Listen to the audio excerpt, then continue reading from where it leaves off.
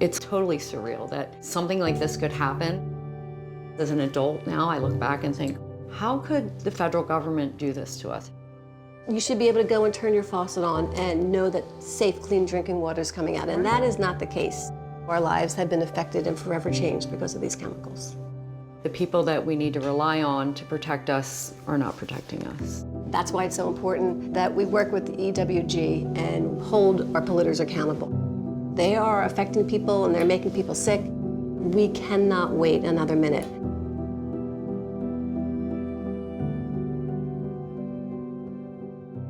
I grew up smack in the middle of two separate military bases, about 2 miles from each. One was the former Naval Air Base, and the other one is now the Horsham Air Guard. They both became Superfund sites, one in the 80s and one in the 90s. I always had like some ill feeling of something was wrong. All of our animals died of cancer, our dogs and cats. The neighbor died of a brain tumor in, I think, '89. My dad died in '90 of a brain tumor. And then 3 months after burying my dad, I actually had stage 4 cancer. There were a lot of people in our town that were sick. There were a lot of cancers, and it seemed to be at rates that were not the same in our town as they were in other parts of the country. When my oldest son was 6 years old, he was diagnosed with a cancerous brain tumor. After our son's surgery, they started pummeling us with these questions. Where do you live? Where did you grow up? Where was your early pregnancy? Have you or your husband ever worked with chemicals or pesticides? It wasn't until that moment that I ever thought about environmental influences to my health.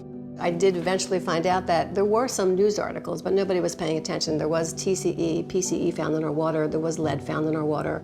So there were some flags, but everything clicked and everything came together when we learned about PFAS.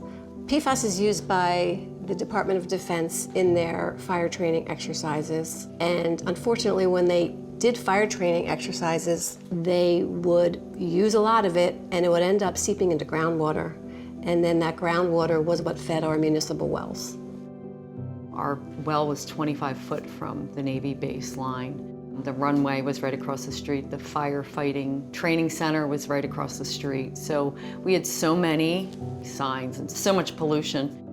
PFAS crosses the placenta. It can affect a developing fetus. It causes second-generation health effects, cancers, tumors, neurodevelopmental problems. These are forever chemicals, and they're called forever chemicals for a reason. They live in our bodies for decades, and they live in the ground for decades, and they're really, really hard to get out of the ground, to get out of the human body. It's overwhelming to be told that your exposure might have actually caused your child's cancer. It's horrible. And Mother's worst nightmare. You know, that's why Hope and I do what we do, and that's why we are so willing to work with the Environmental Working Group and try to get meaningful legislation passed to put an end to this. No community should have to go through what ours has. Joanne and I get emails every week. Our classmates, I feel like once a week someone's dying at 50 years old. There is so much disease and cancer in our town that it's frightening. That's why it's so important that we work with the EWG to be able to get voices heard. I testified in front of the Senate thanks to EWG. Because until this legacy pollution gets cleaned up, we are all at risk. You're all at risk. I mean, PFAS is everywhere. We are more than numbers on a graph. We are more than dots on a map. We are real people, real affected community members, and the legislators really need to hear that. You know, they hear the science, but they need to hear the true stories, how our lives have been affected and forever changed because of these chemicals. It's a great relationship for us because, you know, we're two little moms in this little town, and it's so hard to gain respect.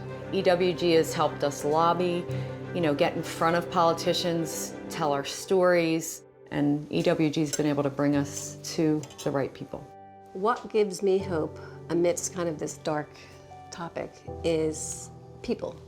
People like Hope and The amazing men and women that we are honored to work with at the National PFAS Contamination Coalition, they are warriors, not giving up the fight, and we will not stop until we have federal drinking water standards for PFAS, until PFAS is deemed a hazardous substance under CERCLA, and until we hold the polluters accountable.